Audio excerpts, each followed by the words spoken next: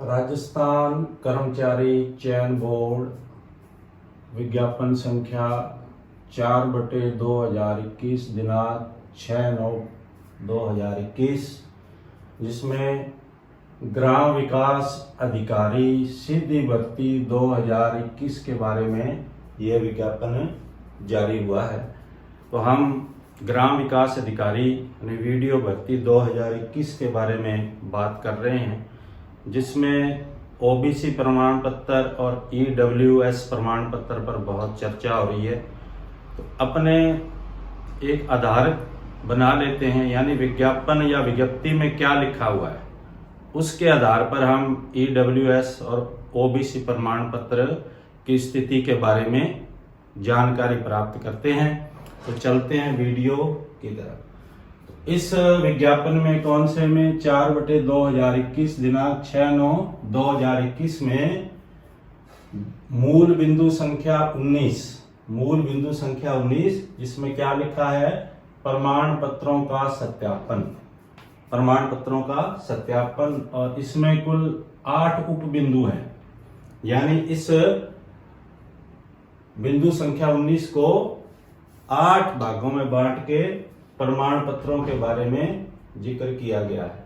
तो अपने उन बिंदुओं को देख लेते हैं। उसमें से 4 बिंदु मैंने निकाले हैं, जिसमें ओबीसी और ईडब्ल्यूएस के बारे में बात लिखी हुई है, और मैंने उसी तरह लिखा है जैसे विज्ञापन में लिखा हुआ है।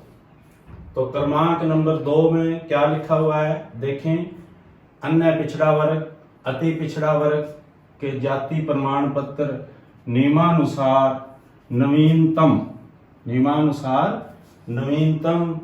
जारी किए होने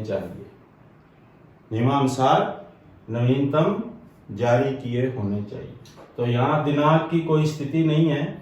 हाँ, एक जगह दिनांक है, उस बिंदु को अपने पहले देख लेते हैं। आप देखें क्रमांक 6, अनुसूचित जाति अनुसूचित जनजाति प्रमाण पत्र ऑनलाइन एप्लीकेशन फॉर्म प्राप्ति की अंतिम दिनांक से पूर्व का जारी होना चाहिए, अन्यथा अंतिम दिनांक के बाद जारी प्रमाण पत्र पर विचार नहीं किया जाएगा।